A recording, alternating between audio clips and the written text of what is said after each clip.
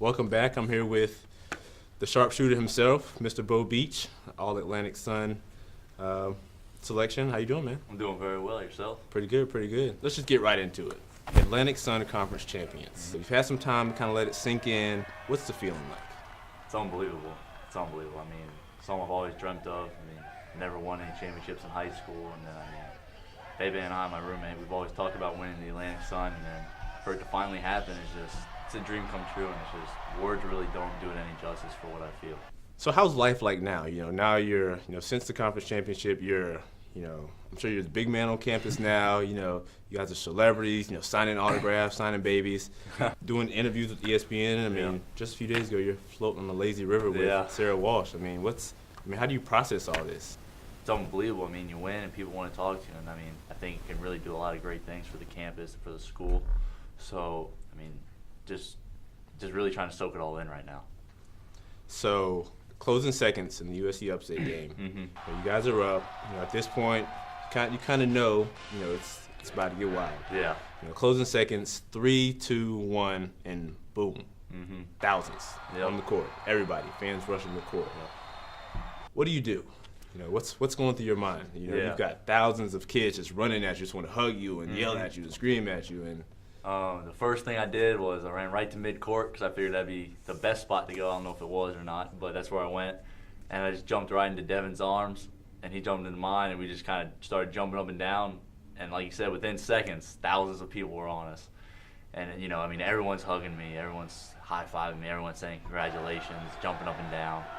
And, there was not a whole lot I could do. I was kind of trapped at that point. But, you could just feel the energy, and you could feel the excitement from everybody. Even if they didn't rush the floor, you could feel it in the gym. And it was just an awesome atmosphere to have here at UNF for the championship game. So speaking of the game, tell me about it. If you win this game, you've got the first ever conference championship. You got the bid into the big dance.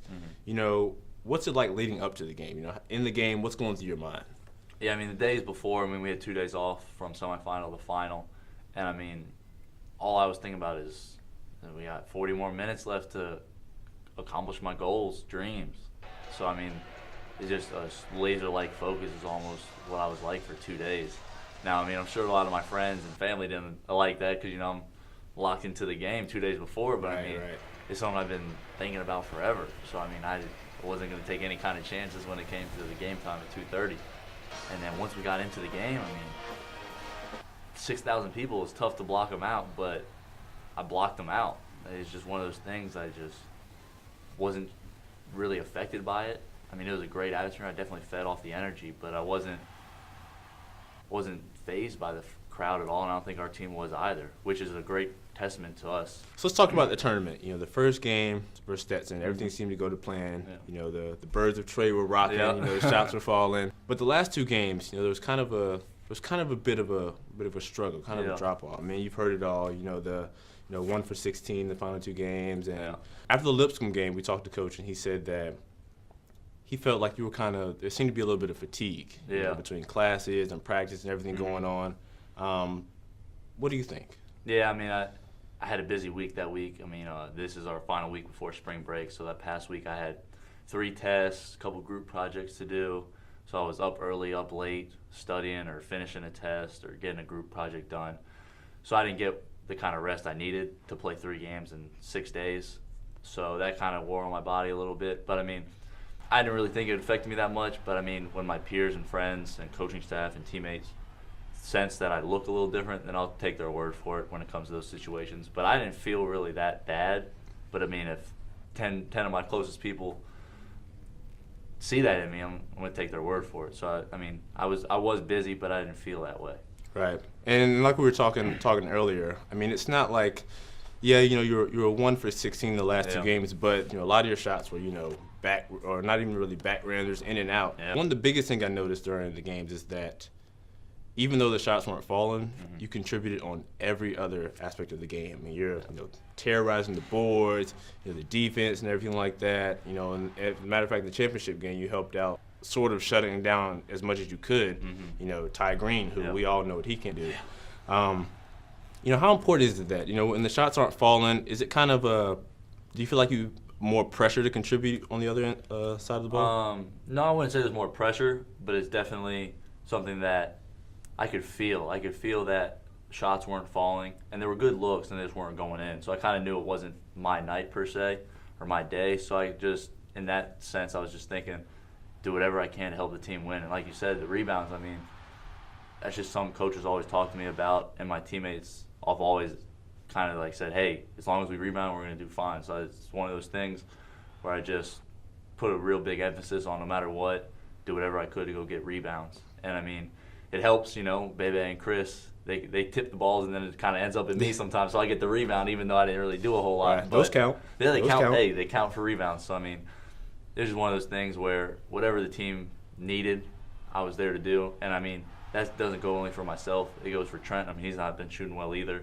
He'll do whatever he needs to do to have us help win a game. Dallas, Chris, Bebe, Jalen. I mean, if someone's having an off night, we know someone can pick up their scoring, but we also know they're still going to be able to do the little things for the team, like rebound, like defend, and things like that help us win the game. When you are having an off shooting night, such as the last 2 games, what does Coach say to you? I know he told us that he literally told Trent Mackey, if you stop shooting, I'm not going to play you. Yeah. Anything like that for you? Yeah, I mean, he definitely always has the most confidence in us. And, I mean, because he's so confident in us, no matter what he says or how we're playing, we always know we're able to shoot the ball. We can take shots when we're open, when they're good shots. We always say good, better, best, never let it rest until your good is better than your better is best. You are slowly moving up in pretty much all offensive records held here at UNF. Top 10 in scoring. You could possibly leave here as one of the best players to ever play at UNF. What would that do for you? Like that's actually a realistic possibility. I mean, it's funny you ask. When Coach first started recruiting me going into my senior year of high school, I promised him, 1, win the Atlantic Sun tournament and go to the NCAA tournament. So we can check that off. Check. And then the second one was, I'm going to be the all-time leading scorer at UNF when I graduate, and probably one of the best players. I didn't tell him that, but I mean, it kind of goes hand in hand. Most points you get associated with the best player. It's not something that I really have looked to when you say scoring-wise or rebound, as a goal, but it's definitely something I always want to strive for. I want to be as best as I can on and off the floor.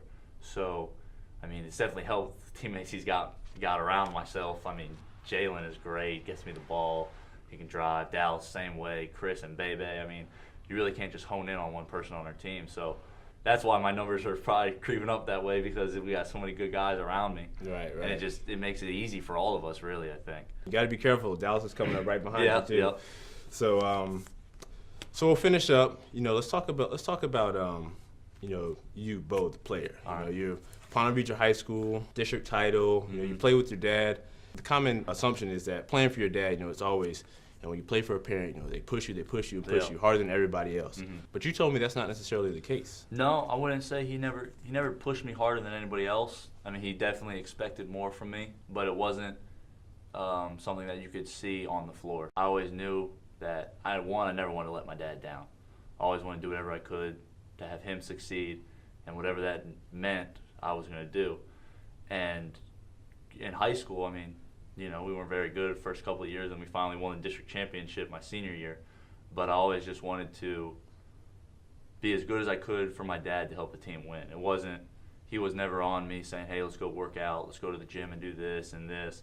It was always I have to go to him for help or for practice or for anything like that, because he didn't want to push me in any way. So I think that's why our relationship is so great, because I can go to him for anything, not just basketball. And he's never forced anything on me. And I think that's why it's just been different, because his expectations for me have always been great. But my expectations have been greater, I think, because I'm trying to do it for my dad and he was trying to do it for me.